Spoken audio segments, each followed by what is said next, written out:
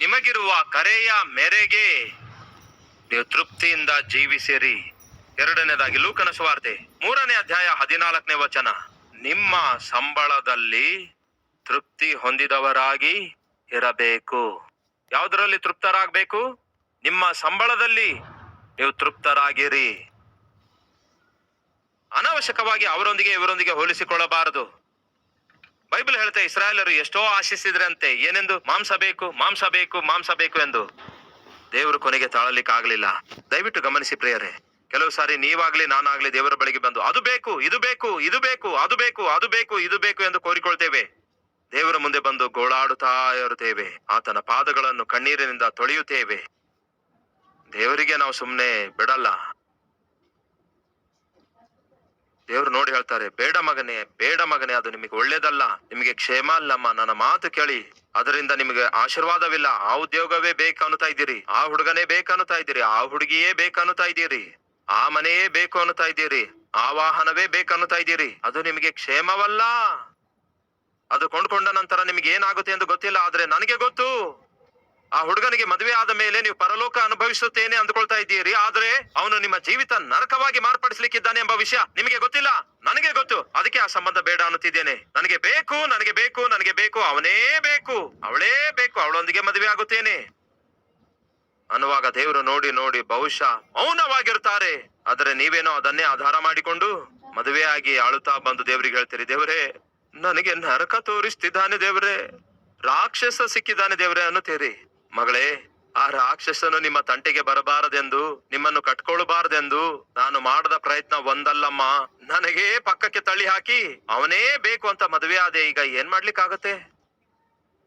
Bible ನಲ್ಲಿ ಏನಿದೆ ಗೊತ್ತಾ? ಇಸ್ರಾಯೇಲರು ಅರಣ್ಯದಲ್ಲಿ ಬಹಳವಾಗಿ ಆಶಿಸಿದ್ರಂತೆ. ಮರಳು ಕಾಡಿನಲ್ಲಿ ದೇವರಿಗೆ ಬಹಳ ಪರೀಕ್ಷಿಸಿದ್ರಂತೆ. ದೇವ್ರ ಕೊನೆಗೆ ತಾಳಲಿಕ್ಕಾಗದೆ, ಸರಿ ತಿನ್ನಿರಿ, ಎಷ್ಟು ತಿನ್ನುತ್ತೀರೋ ಅಷ್ಟು ತಿನ್ನಿರಿ ಎಂದು ಹೇಳಿ ಅವರಿಗೋಸ್ಕರ ಲಾವಕ್ಕಿಗಳನ್ನು ಸುರಿಯ ಮಾಡಿದ್ರಂತೆ. ಪ್ರತಿಯೊಬ್ಬನು ಅವುಗಳನ್ನೆಲ್ಲ ತಕೊಂಡು ಅಡಿಗೆ ಮಾಡಿಕೊಂಡು ಬಾಯಲ್ಲಿಟ್ಕೊಂಡು ತಿನ್ನುತ್ತಾ ಇದ್ರು. ಆದ್ರೆ ಹಾಗೆ ಅವರು ತಿನ್ನುತ್ತಾ ಇದ್ರೆ ಹೊರತು ತಿನ್ನುವಾಗ ಬಾ ಎಷ್ಟು ಚೆನ್ನಾಗಿದೆ ಎಂದು ಒಬ್ಬನು ಹೇಳಲಿಲ್ಲ. ಪ್ರಿಯರೇ, ಅರ್ಥವಾಯ್ತಾ? ತೃಪ್ತಿ ಎನ್ನುವಂಥದ್ದು ಇಲ್ಲದಂತೆ ಮಾಡಿದ್ರು ದೇವರು. ತಿನ್ನುತ್ತಾ ಇದ್ರು ಆದ್ರೆ ತೃಪ್ತಿ ಇಲ್ಲ, ತಿನ್ನುತ್ತಾ ಇದ್ರು ಆದ್ರೆ ಟೇಸ್ಟ್ ಇಲ್ಲ, ತಿನ್ನುತ್ತಾ ಇದ್ರು ಆದ್ರೆ ಆ ಆನಂದವಿಲ್ಲ. ಅರ್ಥವಾಯ್ತಾ? ಏನಾಯ್ತು ನೋಡಿ. ಅವರು ಕೋರಿಕೊಂಡದನ್ನು ಆತನು ಅವರಿಗೆ ಕೊಟ್ಟನು, ಆದರೂ ಅವರ ಪ್ರಾಣಕ್ಕೆ ಆತನು ಕ್ಷೀಣತೆ ಉಂಟು ಮಾಡಿದನು. ಆಳವಾಗಿ ಈ ವಚನವನ್ನು ಅರ್ಥ ಮಾಡಿಕೊಳ್ಳೋದಾದ್ರೆ ವಾಕ್ಯ ಹೇಳುತ್ತೆ, ಅವರು ಕೋರಿಕೊಂಡದನ್ನು ದೇವರು ಅವರಿಗೆ ಕೊಟ್ಟರು, ಆದ್ರೆ ಅವರು ಅದರಲ್ಲಿ ಆನಂದ ಪಡುವ ಭಾಗ್ಯ ಮಾತ್ರ ಅವರಿಗೆ ಕೊಡಲಿಲ್ಲ. ಅಷ್ಟೇ ಯಾಕೆ ಪ್ರಿಯರೇ? ಬಟ್ಟೆ ಶಾಪಿಗೆ ಹೋಗ್ತೀರಿ ಅಂದ್ಕೊಳ್ಳಿ, 3,000 ರೂಪಾಯಿ ತಕೊಂಡು ಹೋಗ್ತೀರಿ. ಒಂದು ಸೀರೆ ಕೊಂಡ್ಕೊಳ್ಬೇಕಂದ್ಕೊಳ್ತೀರಿ. ಶಾಪ್ ಓನರ್ ನಿಮ್ಮನ್ನು ನೋಡಿ, ನಿಮ್ಮ ಮುಖವನ್ನು ನೋಡಿ ಏಕಾಏಕಿ ತನ್ನ ಹತ್ತಿರ ಇರುವ ವೆರೈಟೀಸ್ ಎಲ್ಲ ತೋರಿಸುತ್ತಾನೆ. ಹಾಗೆ ತೋರಿಸುವ ಅವನಿಗೆ ಎಷ್ಟೋ ತೊಂದರೆ ಕೊಟ್ಟು ಪೂರಾ ಅವನಿಗೆ ಬೆವರು ಸುರಿಸುವಂತೆ ದುಡಿಸುತ್ತೀರಿ. ಅದನ್ನು ತೋರಿಸ್ರಿ, ಇದನ್ನು ತೋರಿಸ್ರಿ, ಇದನ್ನು ತೋರಿಸಿ ಅನ್ನುವಾಗ ನಿಮ್ಮನ್ನು ನೋಡಿ, ಅಮ್ಮ ಇಂತಹ ಒಂದು ಸಿನಿಮಾದಲ್ಲಿ ಇಂತಹ ಹೀರೋಯಿನ್ ಇದೇ ಸೀರೆ ಕಟ್ಕೊಂಡಿದ್ದಳು, ನೀವು ಕೂಡ ಈ ಸೀರೆ ಕಟ್ಕೊಂಡ್ರೆ ಹೀರೋಯಿನ್ ಹಾಗೆ ಇರ್ತೀರಿ. ನಿಮ್ ಗಂಡನಿಗೆ ಗೊತ್ತಿರುತ್ತೆ ನೀವು ರಾಕ್ಷಸಿ ಅಂತ ಇರ್ತೀರಿ ಎಂದು. ಅವನಿಗೇನ್ ಗೊತ್ತು? ಅವನಿಗೇನ್ ಗೊತ್ತು ಪಾಪ ನಿಮ್ಮ ಸಂಗತಿ ಏನೆಂದು. ಹಾಗೆ ಎಷ್ಟೋ ಸೀರೆಗಳನ್ನು ತೋರಿಸಿ ತೋರಿಸಿ ತೋರಿಸಿ ಕೊನೆಗೆ ಅವನು ಏನ್ ಹೇಳ್ತಾನೆ ಗೊತ್ತಾ? ಇದರ ಬೆಲೆ 13,000 ಅಮ್ಮ, ಆದ್ರೆ ಡಿಸ್ಕೌಂಟ್ ನಲ್ಲಿ ನಿಮ್ಗೆ 6,000ಕ್ಕೆ ಸಿಗುತ್ತೆ ಅಂದಾಗ ಗಂಡನಿಗೆ ಫೋನ್ ಮಾಡಿ, ರೀ ಅರ್ಜೆಂಟ್ ಆಗಿ 3,000 ಕಳಿಸಿ ಅನ್ನುತ್ತೀರಿ. ಈಗ ಸಡನ್ ಆಗಿ 3,000 ಎಲ್ಲಿಂದ ತರಲಿ ಕಣೆ? ಫೋನ್ ಪೇ ಅಲ್ಲಿ ಕಳಿಸಿ, ಗೂಗಲ್ ಪೇ ಅಲ್ಲಿ ಕಳಿಸಿ ಅನ್ನುತ್ತೀರಿ. 13,000 ಬೆಲೆಯುಳ್ಳ ಸೀರೆ 6,000ದಲ್ಲಿ ಕೊಂಡ್ಕೊಂಡು ಮನೆಗೆ ಬಂದ ಮೇಲೆ ನೀವು ಮೌನವಾಗಿರಲ್ಲ. ಪಕ್ಕದ ಮನೆಯೊಳಗೆ ಕರೆಯಲೇಬೇಕು, ಅಕ್ಕ ಅಕ್ಕ ಒಮ್ಮೆ ಬಂದು ನೋಡಿ ಎಂದು ಹೇಳ್ತೀರಿ. ಇಲ್ಲವಾದ್ರೆ ನೀವೇ ಅವ್ರ ಮನೆಗೆ ಹೋಗ್ತೀರಿ. ಹೋಗಿ ಆ ಸೀರೆಯನ್ನು ತೆರೆದು ತೋರಿಸ್ತೀರಿ. ನೋಡಿದ್ರಾ ಅಕ್ಕ, ನೋಡಿದ್ರಾ ಈ ಸೀರೆ ಎಂದು ಹೀಗೆ ಸೀರೆ ತೋರಿಸಿದ್ರೆ ಆ ಪಕ್ಕದ ಮನೆ ಸ್ತ್ರೀ ನೋಡ್ತಾಳೆ, ಎಷ್ಟಿದು? 13,000 ಇದರ ಆಕ್ಚುಯಲ್ ಪ್ರೈಸ್ ಅಕ್ಕ. ಎಷ್ಟು? ಆಗ ಡಿಸ್ಕೌಂಟ್ ಅಲ್ಲಿ ಸಿಕ್ಕಿದ್ ಹೇಳ್ತೀರಾ ನೀವು? ಏನಮ್ಮ ಡಿಸ್ಕೌಂಟ್ ಸಂಗತಿ ಹೇಳ್ತೀರಾ? ಅಯ್ಯೋ ಡಿಸ್ಕೌಂಟ್ ಸಂಗತಿಯೇ ಹೇಳಲ್ಲ. 13,000 ಅಕ್ಕ ಇದರ ಬೆಲೆ. ಇದು ಒಂದೇ ಒಂದು ಸಾರಿಯಲ್ಲಿತ್ತು, ಎಲ್ಲ ಮಾರಾಟ ಆಗಿದ್ದು, ಇದು ಒಂದೇ ಉಳ್ಕೊಂಡಿತ್ತು. ಹೇಗಿದೆ ಅಂತೀರಿ? ಅವಳು ನೋಡಿ ನೋಡಿ, ಇದ್ರ ಬೆಲೆ 13,000ವೋ? ಹೌದು ಅಕ್ಕ. ಅಯ್ಯೋ ಮೂರ್ಖಳೆ, ನಿನ್ನೆ ಬಿಟ್ಟು ಮೊನ್ನೆಯೇ ಸೀರೆ ಮಾರಾಟ ಮಾಡುವವನು ಮನೆ ಮುಂದೆಯಿಂದ ಹೋದ. ಇಂತಹದೇ ಸೀರೆ 800 ರೂಪಾಯಿಗೆ ಕೊಡ್ತೇನಂದ್ರೆ ಬೇಡ ಅಂತ ಹೇಳ್ದೆ. ಏನಂದ್ರಿ ಅಕ್ಕ? ಅದೇ ಇದೇ ಸೀರೆ 800 ರೂಪಾಯಿಗೆ ಕೊಡ್ತೇನಂದ್ರೆ ಬೇಡ ಅಂದೆ. ನೀನು ಶಾಪ್ಗೆ ಹೋಗಿ ಏಕಾಏಕಿ 13,000 ಕೊಟ್ಟು ಬಂದೆ. ಇನ್ನಷ್ಟೇ ಪ್ರಿಯರೇ, ಉಸೂರೆಲ್ಲ ಹೋಯ್ತು. ಆ ಉಲ್ಲಾಸ, ಆ ಆರ್ಭಾಟ, ಅಕ್ಕ ಅಕ್ಕ ಅಕ್ಕ ನನ್ನ ಸೀರೆ ನೋಡಿದ್ರ ಎಂಬ ಹಿಗ್ಗೆಲ್ಲ ಹೋಯ್ತು. ಅಷ್ಟೇ ಸಾಲದೆ ನಂತರ ಏನ್ ಹೇಳ್ತಾರೆ ಗೊತ್ತಾ? ಹೋಗಿ ಹೋಗಿ ನಿಮ್ಗೆ ಈ ಕಲರೇ ಸಿಕ್ಕಿತಾ? ಯಾಕಕ್ಕ ಏನಾಯ್ತು? ಸ್ವಲ್ಪವೂ ಸರಿಯಾಗಿಲ್ಲ. ಏನಕ್ಕ ಇದು ನಿಜವಾಗ್ಲೂ ಸರಿಯಾಗಿಲ್ಲವೋ? ಸ್ವಲ್ಪವೂ ಸರಿಯಾಗಿಲ್ಲ. ಇದರ ಬದಲಿಗೆ ಕ್ರೀಮ್ ಕಲರ್ ಆಗಿದ್ರೆ ಚೆನ್ನಾಗಿರ್ತಾ ಇತ್ತು. ಇದಕ್ಕೆ ಇಂತಹ ಕಲರ್ ಬಾರ್ಡರ್ ಇದ್ರೆ ಚೆನ್ನಾಗಿರ್ತಿತ್ತು. ಹಾಗಂತೀರಾ ಅಕ್ಕ? ಹೇಳ್ತಿದ್ದೇನಲ್ವೇ, ನನಗೆ ಸ್ವಲ್ಪವೂ ಇಷ್ಟ ಆಗ್ಲಿಲ್ಲ. ಇದು ನಿನಗೆ ಒಪ್ಪೋದೇ ಇಲ್ಲ. ಇನ್ನಷ್ಟೇ ಆ ಸೀರೆ ತೆಗೆದುಕೊಂಡು ಬಂದು ಹೀಗೆ ಫೋಲ್ಡ್ ಮಾಡಿ ಕೈಯಲ್ಲಿ ಹಿಡ್ಕೊಂಡು ಒಂದು ಮೂಲೆಯಲ್ಲಿ ಎಸೆದು ಯಾರಿಗೆ ಬೇಕು ಎಂದು ಬೀಸಾಡ್ಬಿಡ್ತಾರೆ. ಅಯ್ಯೋ, 6,000 ಕೊಟ್ಟು ಕೊಂಡ್ಕೊಂಡಿದ್ದೀರಲ್ಲವೇ, ಯಾಕೆ ಮೂಲೆಯಲ್ಲಿ ಎಸೆದು ಬಿಟ್ರಿ? ಹೇಳಿರಿ. ಸಂತೋಷ ಎನ್ನುವಂಥದ್ದು ನಿಮ್ಮ ಹೃದಯದೊಳಗಿರಬೇಕೆ ಹೊರತು ಪಕ್ಕದ ಮನೆಯವಳ ಬಾಯಿಯಲ್ಲಿ ಎಂದಿಗೂ ಇರಬಾರ್ದು. ಅರ್ಥ ಮಾಡಿಕೊಳ್ಳಿ. ಅವಳು ಚೆನ್ನಾಗಿದೆ ಅಂತ ಹೇಳಿದ್ರೆ ಅಯ್ಯೋ ಅಯ್ಯೋ ಅಯ್ಯೋ ಚೆನ್ನಾಗಿದೆ ಅನ್ನುತ್ತೀರಿ. ಅವಳೇನಾದ್ರೂ ಚೆನ್ನಾಗಿಲ್ಲ ಅಂದ್ರೆ ನಿಜವಾಗ್ಲೂ ಚೆನ್ನಾಗಿಲ್ಲ ಅಂತೀರಾ ಅಕ್ಕ? ಹೌದು, ಚೆನ್ನಾಗಿಲ್ಲ. ನಿಜವಾಗ್ಲೂ ಚೆನ್ನಾಗಿಲ್ಲ ಅಂತೀರಕ್ಕ? ಚೆನ್ನಾಗಿಲ್ಲ ಅಂತಾರೆ. ವಾಸ್ತವ ಹೇಳನ್ನುತ್ತೀರಾ? ಆ ಸೀರೆ ಉಟ್ಕೊಂಡ್ರೆ ಎಷ್ಟೋ ಸುಂದರವಾಗಿ ಕಾಣಿಸ್ತೀರಿ. ಅವಳು ಕೆಲ್ಸಕ್ಕೆ ಬರ್ದವಳು. ನೀವು ಹ್ಯಾಪಿ ಆಗಿರೋದನ್ನು ನೋಡಿದ್ರೆ ಅವಳಿಗೆ ಸ್ವಲ್ಪವೂ ಆಗಲ್ಲ. ಹಾಗಾಗಿ ಏನ್ ಮಾಡಿದಳು? ಮನೆ ಮುಂದೆ ಸೀರೆ ಮಾರಾಟ ಮಾಡಲು ಬಂದವನು 800 ರೂಪಾಯಿಗೆ ಅದೇ ಸೀರೆ ಕೊಡ್ತೇನೆಂದು ಹೇಳಿದಾನ ಅಂದ್ಕೊಳ್ತೀರಾ? ಬರೀ ಸುಳ್ಳು. ಸೀರೆ ಮಾರುವನು ಬರಲಿಲ್ಲ, 800 ರೂಪಾಯಿಯೂ ಹೇಳಿಲ್ಲ. ಅದೆಲ್ಲವನ್ನು ಕಲ್ಪಿಸಿಕೊಂಡಳು. ಯಾಕೆಂದರೆ ನಿಮಗೆ ಸಿಕ್ಕ ಇಷ್ಟು ಒಳ್ಳೆ ಸೀರೆ ಅವಳಿಗೆ ಇಲ್ವಲ್ಲ. ನೀವು ಕೊಂಡ್ಕೊಂಡಿದ್ದಕ್ಕೆ ಅದನ್ನು ಸಹಿಸ್ಲಿಕ್ಕೆ ಆಗದೆ ಏನ್ ಮಾಡಿದ್ಳು? ಇದೇ ನಮ್ಮ ನೀನು 800 ರೂಪಾಯಿಗೆ ಕೊಂಡ್ಕೊಳ್ಬೇಕಾದ ಸೀರೆ 13,000ಕ್ಕೆ ಕೊಂಡ್ಕೊಂಡು ಬಂದೆ ಎಂದು ಹೀಗೆ ವಿಷ ಕಕ್ಕುತ್ತಾಳೆ ಅಷ್ಟೇ. ನಿಮ್ಮ ಸಂತೋಷದ ಮೇಲೆ ಏನ್ ಮಾಡಿದ್ಳು? ವಿಷ ಕಕ್ಕಿದಳು. ಆಗ ನಿಮ್ಮ ಸಂತೋಷವೆಲ್ಲ ಏನಾಯ್ತು? ಹಾರಿ ಹೋಯ್ತು. ಈಗ ನಿಮ್ಮ ಸಂತೋಷ ಎಲ್ಲಿದೆ ಹೇಳಿ? ಪಕ್ಕದ ಮನೆಯವಳ ಬಾಯಲ್ಲಿದೆ. ಅದು ನಿಜವಾದ ಸಂತೋಷವಲ್ಲ. ದೇವರು ನಿಮ್ಮ ಹೃದಯದಲ್ಲಿರೋದಾದರೆ ಆ ಸಂತೋಷವೇ ಬೇರೆ, ಆ ಆನಂದವೇ ಬೇರೆ. ಹೇಗಿರುತ್ತೆ ಹೇಳೋನ್ನುತ್ತೀರಾ? ಹೇಳ್ತೇನೆ ಕೇಳಿರಿ. ದೇವರು ನಮ್ಮ ಹೃದಯದೊಳಗೆ ಇರೋದಾದ್ರೆ ನಮಗಿರುವ ಸಂತೋಷ ಹೇಗಿರುತ್ತೆ? ಇಬ್ರಿಯರಿಗೆ 13:5 ನಿಮಗಿರುವುದರಲ್ಲಿ ಸಂತೃಪ್ತರಾಗಿ ಜೀವಿಸಿರಿ. ಮೊದಲನೇ ತಿಮೋತಿ 5ನೇ ಅಧ್ಯಾಯ 8, 9, 10ನೇ ವಚನಗಳು. ನಿಮಗೆ ಇರುವಂತಹ ಅನ್ನಕ್ಕಾಗಿ, ವಸ್ತ್ರಕ್ಕಾಗಿ ತೃಪ್ತಿಯಿಂದ ಜೀವಿಸಿರಿ. ನಿಮಗೆ ಇರುವುದರಲ್ಲಿ ತೃಪ್ತರಾಗಿ ಜೀವಿಸಿರಿ. ಮೊದಲನೇ ತಿಮೋತಿ 6ನೇ ಅಧ್ಯಾಯ 6, 7, 8, 9ನೇ ವಚನಗಳು. ಸಂತುಷ್ಟಿ ಸಹಿತವಾದ ಭಕ್ತಿಯು ದೊಡ್ಡ ಲಾಭ ಸಾಧಕವಾಗಿದೆ. ನಾವು ಈ ಲೋಕಕ್ಕೆ ಏನೂ ತಕ್ಕೊಂಡು ಬರಲಿಲ್ಲ, ಇದರೊಳಗಿಂದ ಏನು ತೆಗೆದುಕೊಂಡು ಹೋಗುವುದಿಲ್ಲ. ಆದುದರಿಂದ ನಮಗೆ ಅನ್ನ, ವಸ್ತ್ರಗಳು ಇದ್ದರೆ ಸಾಕು. ಇವುಗಳಲ್ಲಿಯೇ ತೃಪ್ತರಾಗಿ ಇರಬೇಕು. ಐಶ್ವರ್ಯವಂತರಾಗಬೇಕೆಂದು ಅಪೇಕ್ಷಿಸುವವರು, ಐಶ್ವರ್ಯವಂತರಾಗಬೇಕೆಂದು ಆಶಿಸುವಂತವರು ಏನಂತೆ? ಶೋಧನೆಗಳಲ್ಲಿಯೂ ಉರ್ಲಿನಲ್ಲಿಯೂ ಬುದ್ಧಿ ವಿರುದ್ಧವಾಗಿಯೂ ಹಾನಿಕರವಾಗಿಯೂ ಇರುವ ಅನೇಕ ದುರಾಶೆಗಳೊಳಗೆ ಬೀಳುವರು. ಇಂಥ ಆಶೆಗಳು ಮನುಷ್ಯರನ್ನು ಸಂಹಾರ ನಾಶನಗಳಲ್ಲಿ ಮುಳುಗಿಸುವವು. ಯಾಕೆಂದರೆ ಹಣದ ಆಸೆಯು ಎಲ್ಲಾ ವಿಧವಾದ ಕೆಟ್ಟತನಕ್ಕೆ ಮೂಲ ಕಾರಣ. ನಿಮಗೆ ಬರುವ ಸಂಬಳದಲ್ಲಿ ಸಂತೋಷವಾಗಿರಿ. ನಿಮಗೆ ಇರುವುದರಲ್ಲಿಯೇ ಸಂತೋಷವಾಗಿರಿ. ಚಿಕ್ಕ ಬೈಕ್ ಇದೆಯಾ? Be happy. ಸೈಕಲ್ ಇದೆಯಾ? Be happy. ಚಿಕ್ಕ ಕಾರ್ ಇದೆಯಾ? Be happy. ಒಂದು ಕೋಣೆ ಉಳ್ಳ ಮನೆ ಇದೆಯಾ? Be happy. 2 ಕೋಣೆಗಳ ಮನೆ ಇದೆಯಾ? ಸಂತೋಷವಾಗಿರಿ.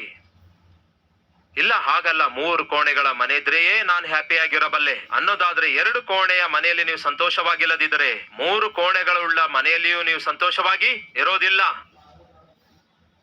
ಉದಾಹರಣೆಗೆ ಮಾವಿನ ಹಣ್ಣು ಕೊಂಡ್ಕೊಂಡಿದ್ದೀರಿ ಅನ್ಕೊಳ್ಳಿ, 1 ಡಜನ್ ಕೊಂಡ್ಕೊಂಡಿದ್ದೀರಿ ಅನ್ಕೊಳ್ಳಿ. ನೀವು ಕೊಂಡ್ಕೊಂಡಿರೋ ಹಣ್ಣು ಹುಳಿ ಆಗಿರ್ತವೆ ಅಂದ್ಕೊಳ್ಳಿ. ಆ ಮಾವಿನ ಹಣ್ಣು ತಿನ್ನುತ್ತೀರಿ, ಹುಳಿಯಾಗಿರ್ತವೆ. ಇಲ್ಲ ಇಲ್ಲ, 3 ಮಾವಿನ ಹಣ್ಣು ತಿಂದ್ರೆ ಸಿಹಿ ಆಗುತ್ತೆ ಅಂದ್ಕೊಂಡ್ರೆ ಸಾಧ್ಯವೋ? ಅದು ಸಾಧ್ಯವಿಲ್ಲ. ಅದು ಅದರ ಸ್ವಭಾವ. ಆ ಮರಕ್ಕೆ ಇರುವಂತಹ ಸ್ವಭಾವವೇನೆಂದ್ರೆ ಹುಳಿಯ ಮಾವಿನ ಹಣ್ಣನ್ನೇ ಬಿಡುತ್ತೆ, ಇಲ್ಲವೇ ಸಿಹಿಯಾದ ಮಾವಿನ ಹಣ್ಣುಗಳನ್ನೇ ಬಿಡುತ್ತೆ. ಸಿಹಿಯಾದ ಮಾವಿನ ಹಣ್ಣು ಬಿಡುವ ಮರ ಇದೆ ಅಂದ್ಕೊಳ್ಳಿ. 1 ಹಣ್ಣು ತಿಂದ್ರು ಸಿಹಿ ಆಗಿರುತ್ತೆ, 2 ಹಣ್ಣು ತಿಂದ್ರು ಸಿಹಿ ಆಗಿರುತ್ತೆ, 3 ಹಣ್ಣು ತಿಂದ್ರು ಸಿಹಿ ಆಗಿರುತ್ತೆ. ಸಿಹಿ ಹೇಗೆ ಬಂತು? ಅದರ ಸ್ವಭಾವ. ಹಾಗೆಯೇ 1 ಕೋಣೆಯಲ್ಲಿದ್ರು ಸಹ ನೀವು ತೃಪ್ತಿಯಾಗಿರುತ್ತೀರಿ, 2 ಕೋಣೆಯಲ್ಲಿದ್ರು ತೃಪ್ತಿಯಾಗಿರ್ತೀರಿ, 3 ಕೋಣೆಯಲ್ಲಿದ್ರು ತೃಪ್ತಿಯಾಗಿರ್ತೀರಿ. ಇಲ್ಲದಿದ್ರು 2 ಕೋಣೆಯಲ್ಲಿ ತೃಪ್ತಿಯಾಗಿರ್ತೀರಿ, 1 ಕೋಣೆಯಲ್ಲೂ ತೃಪ್ತಿಯಾಗಿರ್ತೀರಿ. ಯಾಕಂದ್ರೆ ಅದು ನಿಮ್ಮ ಸ್ವಭಾವ. ಹುಳಿ ಹಣ್ಣು ಬಿಡುವ ಸ್ವಭಾವ ಇರೋದಾದ್ರೆ 1 ಹಣ್ಣಾಗ್ಲಿ, 2 ಹಣ್ಣಾಗ್ಲಿ, 3 ಹಣ್ಣಾಗ್ಲಿ, 4 ಹಣ್ಣಾಗ್ಲಿ ಹುಳಿಯಾಗೇ ಇರುತ್ತೆ. ಕಾರಣ ಅದರ ಸ್ವಭಾವ. ತೃಪ್ತಿ ಇಲ್ಲದಿದ್ದರೆ 5 ಸೀರೆಗಳಿದ್ರು, 10 ಸೀರೆಗಳಿದ್ರು, 100 ಸೀರೆಗಳಿದ್ರು ನಿಮ್ಮ ಬದುಕಲ್ಲಿ ತೃಪ್ತಿ ಇರಲ್ಲ. ರೆಂಟ್ ಮನೆಯಾಗಿರ್ಲಿ, ಸ್ವಂತ ಮನೆಯಾಗಿರ್ಲಿ, ನಿಮ್ಮ ಬದುಕಲ್ಲಿ ತೃಪ್ತಿ ಇರಲ್ಲ. ಬೈಕ್ ಇರಲಿ, ಕಾರ್ ಇರಲಿ, ಎಷ್ಟೇ ಬೆಲೆ ಬಾಳುವ ವಾಹನವಾಗಿರಲಿ, ನಿಮ್ಮ ಬದುಕಲ್ಲಿ ತೃಪ್ತಿ ಇರಲ್ಲ. ಕಾರಣವೇನೆಂದ್ರೆ ಅದೇ ನಿಮ್ಮ ಸ್ವಭಾವ. ಮಾರ್ಪಡಬೇಕಾದದ್ದು ನಿಮ್ಮ ಸ್ಟೇಟಸ್ ಅಲ್ಲ, ಮಾರ್ಪಡಬೇಕಾದದ್ದು ನಿಮ್ಮ ಹೃದಯ. ಆ ನಿಮ್ಮ ಹೃದಯದಲ್ಲಿ ತೃಪ್ತಿ ಇರೋದಾದ್ರೆ ಬಡತನದಲ್ಲಿಯೂ ಕೂಡ ನೀವು ಹ್ಯಾಪಿಯಾಗಿ ಬದುಕಬಲ್ಲಿರಿ. ಅದನ್ನೇ ದೇವರು ಕೋರಿಕೊಳ್ತಿದ್ದಾರೆ. ಮೊದಲನೇದಾಗಿ ಕರೆಗಾಗಿ ಸಂತೃಪ್ತಿ, 2ನೇದು ನಿಮಗಿರುವ ಸಂಬಳದಲ್ಲಿ ಸಂತೃಪ್ತಿ, 3ನೇದು ನಿಮಗಿರುವುದರಲ್ಲಿಯೇ ಸಂತೃಪ್ತರಾಗಿರಬೇಕು, 4ನೇದು ಅನ್ನ ವಸ್ತ್ರಗಳಿಗಾಗಿ ಸಂತೃಪ್ತಿ ಉಳ್ಳವರಾಗಿ ಜೀವಿಸಿರಿ.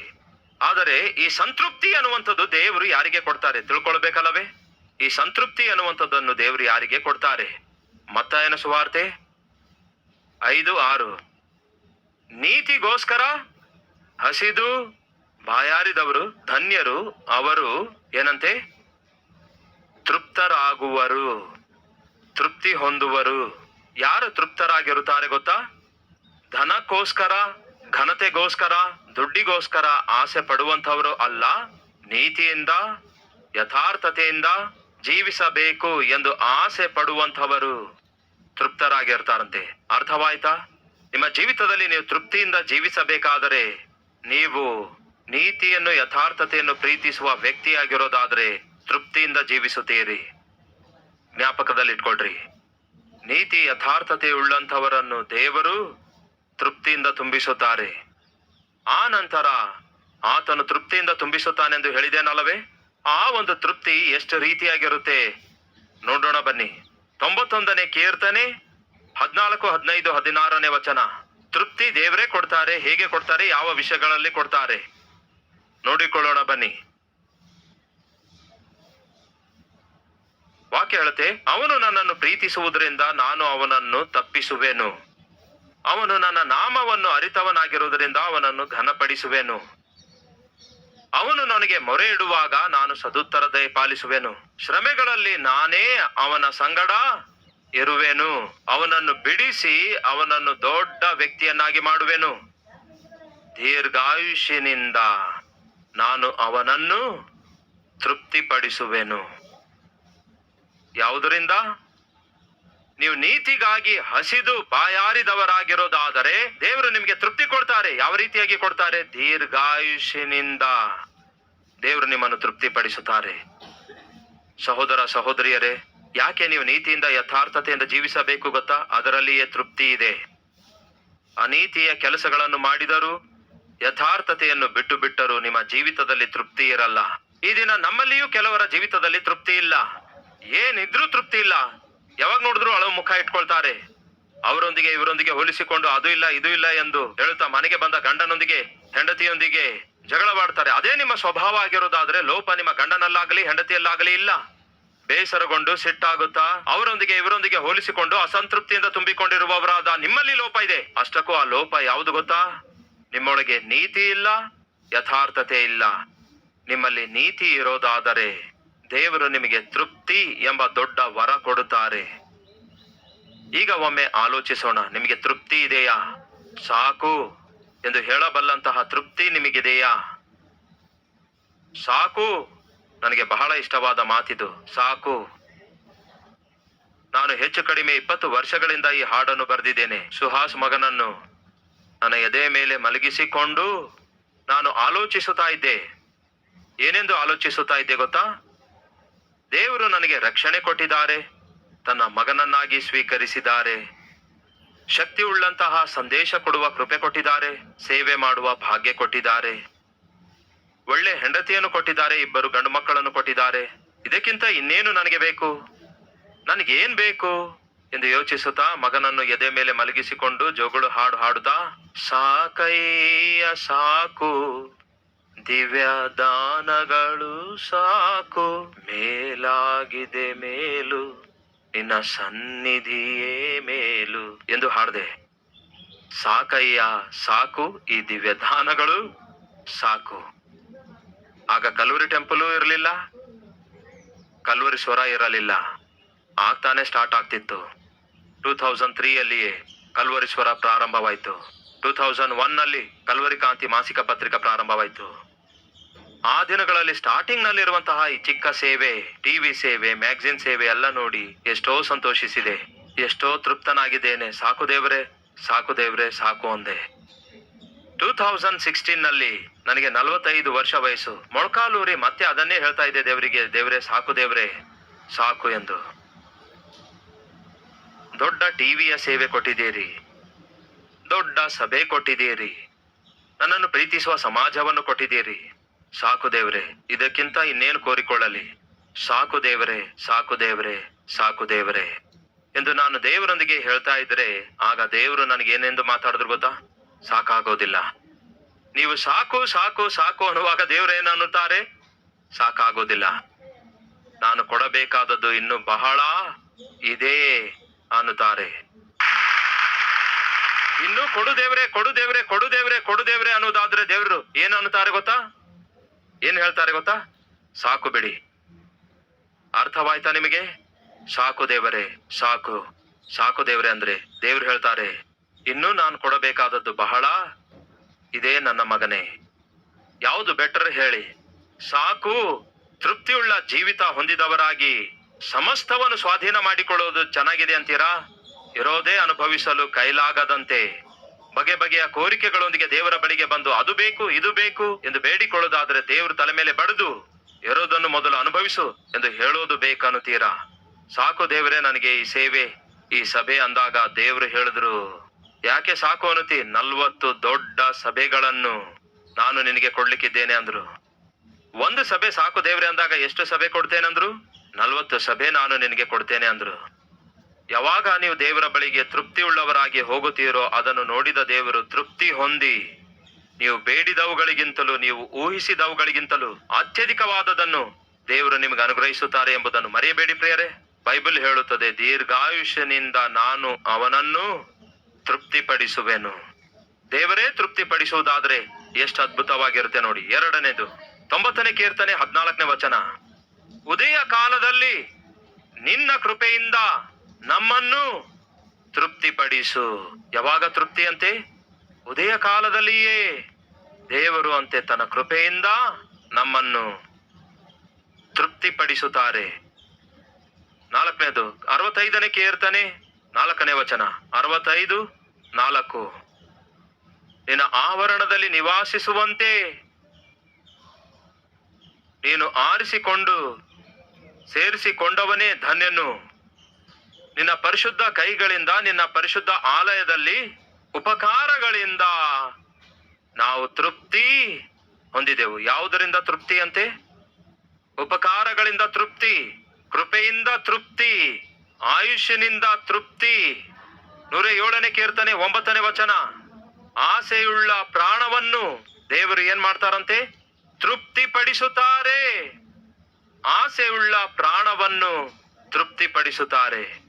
ಯೆರೆಮೀಯ 31:25, ಯೆರೆಮೀಯ 31:25, ಆಯಾಸಗೊಂಡವರನ್ನು ಆತನು ತೃಪ್ತಿ ಪಡಿಸುತ್ತಾನೆ. ಆಯಾಸಗೊಂಡವರನ್ನು ಆತನು ತೃಪ್ತಿಪಡಿಸುತ್ತಾನೆ. ಆಯಾಸಗೊಂಡವರಿಗೆ ತೃಪ್ತಿಗೊಳಿಸುತ್ತಾನೆ. ಆಸೆಯುಳ್ಳ ಪ್ರಾಣವನ್ನು ತೃಪ್ತಿಗೊಳಿಸುತ್ತಾನೆ. ಆಯುಷ್ಯನಿಂದ ತೃಪ್ತಿಪಡಿಸುತ್ತಾನೆ. ಉಪಕಾರಗಳಿಂದ ತೃಪ್ತಿಪಡಿಸುತ್ತಾರೆ. ಕೃಪೆಯಿಂದ ತೃಪ್ತಿ ಪಡಿಸುತ್ತಾನೆ. ಸಹೋದರ ಸಹೋದರಿಯರೇ, ಈ ದಿನ ಕ್ರೈಸ್ತರಾಗಿ ಆತ್ಮಿಕರಾಗಿ ನಾವು ತೃಪ್ತಿಯಿಂದ ಜೀವಿಸಿದ್ರೆ ಎಷ್ಟು ಚೆನ್ನಾಗಿರುತ್ತೆ. ಕೊನೆಯದಾಗಿ ಒಮ್ಮೆ ಒಬ್ಬ ಮೊಮ್ಮಗ ತಾತ ಸಮುದ್ರ ತೀರ ಬಳಿಯಲ್ಲಿ ಚೆನ್ನಾಗಿ ಆಟ ಆಡ್ತಾ ಇದ್ರು. ತಾತ ಮೊಮ್ಮಗನೊಂದಿಗೆ ಆಡ್ತಿದ್ದ, ಮೊಮ್ಮಗ ತಾತನೊಂದಿಗೆ ಆಟ ಆಡ್ತಾ ಇದ್ದ. ಇವರಿಬ್ಬರು ಮುದ್ದಾಗಿ ಆಟ ಆಡಿಕೊಳ್ತಾ ಇದ್ರೆ ಆ ಸಮುದ್ರದ ತೀರದ ಬಳಿಯಲ್ಲಿ ಒಬ್ಬ ಐಶ್ವರ್ಯವಂತ ನಡ್ಕೊಂಡು ಹೋಗ್ತಿದ್ದ.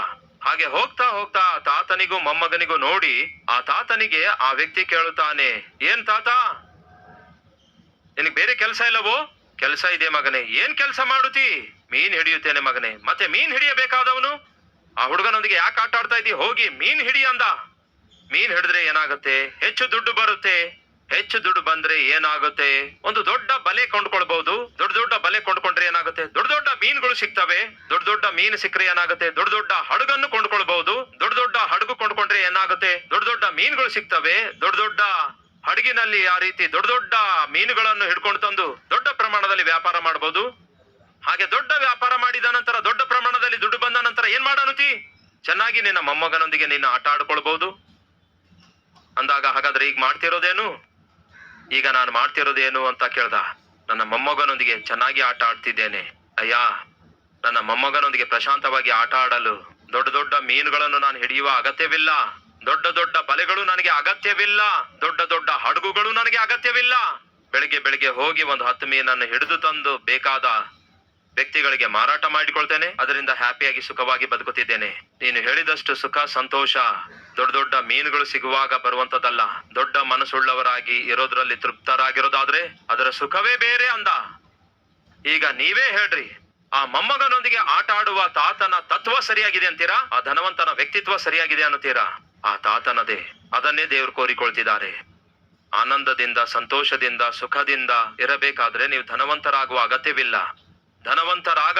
ಆಗಬೇಕು ಎಂದು ನೀವು ಎಷ್ಟು ಹೆಚ್ಚು ಆಶಿಸುತ್ತೀರೋ ಅಷ್ಟು ಹೆಚ್ಚು ಆಶಾ ಭಂಗವನ್ನು ನೀವು ಕಾಣುತ್ತೀರಿ.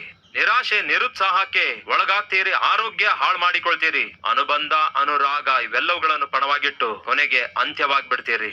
ಆ ದಿನ ನಿಮ್ಗೆ ಬರಲಾರದೆ ಇರಬೇಕಾದ್ರೆ ನಿಮ್ಗಿರುವುದರಲ್ಲಿಯೇ ತೃಪ್ತಿಯಿಂದ ಜೀವಿಸಿರಿ. ಅದೇ ದೇವರು ನಿಮಗೂ ನನಗೂ ಕೊಟ್ಟಿರುವ ಮಹಾದೊಡ್ಡ ಭಾಗ್ಯ. ಈ ಭಾಗ್ಯ ನನಗೂ ಬೇಕು ಎನ್ನುವವರು ಈ ಸಮಯದಲ್ಲಿ ನನ್ನೊಂದಿಗೆ ಸೇರಿ ಪ್ರಾರ್ಥಿಸುವಿರಾ?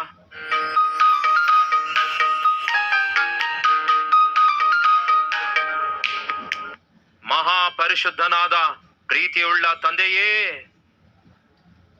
ಬಹು ಶ್ರೇಷ್ಠವಾದ ಸಂದೇಶವನ್ನು ನಮಗೆ ಅನುಗ್ರಹಿಸಿದ್ದಕ್ಕಾಗಿ ದೇವರೇ ನಿಮಗೆ ವಂದನೆಗಳು. ನಿಮಗೆ ಸ್ತುತಿ ಸ್ತೋತ್ರಗಳು. ನಮಗಿರುವುದರಲ್ಲಿ ನಮಗೆ ತೃಪ್ತಿಯನ್ನು ದಯಪಾಲಿಸಿರಿ ದೇವರೇ. ಬರುವಂತಹ ಸಂಬಳದಲ್ಲಿ ನಮಗೆ ತೃಪ್ತಿಯನ್ನು ದಯಪಾಲಿಸಿರಿ. ಅನ್ನಪಾನ ಹೊಂದಿದವರಾಗಿ ತೃಪ್ತರಾಗಿರುವ ಕೃಪೆ ನಮಗೆ ದಯಪಾಲಿಸಿರಿ. ನೀತಿ ಉಳ್ಳವರಾಗಿ, ಯಥಾರ್ಥತೆ ಉಳ್ಳವರಾಗಿ ಜೀವಿಸುವಂತವರಿಗೆ ನೀವು ತೃಪ್ತಿಯನ್ನು ಕೊಡ್ತೇನೆಂದಿದ್ದೀರಿ. ಯೇಸುವೆ, ಆ ತೃಪ್ತಿ ನಮಗೆ ದಯಪಾಲಿಸಿರಿ. ನಿಮ್ಮ ತೃಪ್ತಿ ನಮ್ಮಲ್ಲಿ ಇರೋದಾದರೆ ಆಯುಷ್ಯನಿಂದ ನಮ್ಮನ್ನು ತೃಪ್ತಿಪಡಿಸುತ್ತೇನೆ ಅಂದಿದ್ದೀರಿ. ಆಸೆ ನೆರವೇರಿಸಿ ತೃಪ್ತಿಪಡಿಸುತ್ತೇನೆ ಅಂದಿದ್ದೀರಿ. ಆಯಾಸಗೊಂಡಿರುವ ನಮ್ಮನ್ನು ತೃಪ್ತಿಗೊಳಿಸುತ್ತೇನೆ ಅಂದಿದ್ದೀರಿ. ಹಸುವೆ ತೀರಿಸಿ ನಮಗೆ ತೃಪ್ತಿಗೊಳಿಸುತ್ತೇನೆ ಅಂದಿದ್ದೀರಿ. ಅಷ್ಟು ಮಾತ್ರವಲ್ಲ, ನಮಗೆ ಕೃಪೆ ತೋರಿಸಿ ತೃಪ್ತಿಗೊಳಿಸುತ್ತೇನೆ ಅಂದಿದ್ದೀರಿ. ದೇವರೇ, ಧನವನ್ನು ಸಂಪಾದಿಸುವುದಕ್ಕಿಂತ ಗುಣವನ್ನು ಸಂಪಾದಿಸಿ ನಿಮಗೋಸ್ಕರ ಘನವಾದ ಜೀವಿತ ಜೀವಿಸುವಂತಹ ಭಾಗ್ಯವನ್ನು ನಮ್ಮೆಲ್ಲರಿಗೂ ದಯಪಾಲಿಸಿರಿ. ನಾವು ಸಾಕು ಅನ್ನುವಾಗ ಅತ್ಯಧಿಕವಾದ ಆಶೀರ್ವಾದ ನೀವು ನಮಗೆ ಕೊಡ್ತೀರಿ. ಇರುವುದರಲ್ಲಿ ನಾವು ತೃಪ್ತರಾಗಿ ಜೀವಿಸುತ್ತಿರುವಾಗ ದೇವರೇ ಮತ್ತಷ್ಟು ಹೆಚ್ಚು ನಮಗೆ ಅನುಗ್ರಹಿಸುತ್ತೀರಿ. ಆಸೆ ಪಡುತ್ತಿರುವ ಹಾಗೆಯೇ, ಹೋರಾಡುತ್ತಿರುವ ಹಾಗೆಯೇ ಕಳೆದುಕೊಳ್ಳುತ್ತೇವೆಯೇ ಹೊರತು ಹೊಂದಿಕೊಳ್ಳುವುದು ಯಾವುದೂ ಇರಲ್ಲ.